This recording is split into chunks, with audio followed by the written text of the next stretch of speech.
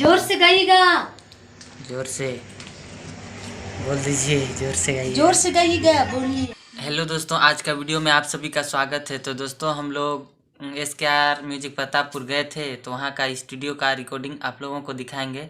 जो दोस्त का हो रहा था सॉन्ग का रिकॉर्डिंग इनका, तो आप लोग कुछ रिकॉर्डिंग किए हुए हैं तो उसको दिखाएंगे। हम लोगों से नया नया थे तो सॉन्ग में गड़बड़ी हो रहा था, हम लोग को जैसे तैसे बन रहा था, नया नया है तो हम लोग जैसे तैसे करके गाना को गाए हैं। SKR म्यूजिक प्रतापपुर में आएगा तो उसमें अपना प्यार ज़रूर दीजिएगा और सपोर्ट कीजिएगा।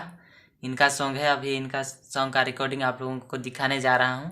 तो चलिए वीडियो पे बने रहिएगा और कमेंट लाइक शेयर ज़रूर कीजिएगा। जोर से गाइएगा। जोर से बोल दीजिए, जोर से गाइए। जोर से गाइएगा, बोलिए।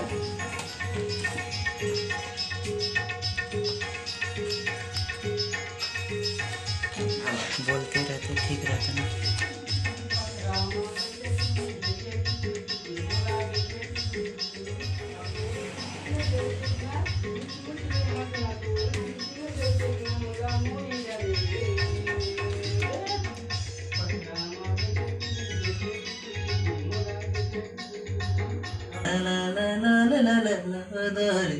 हरे हम तो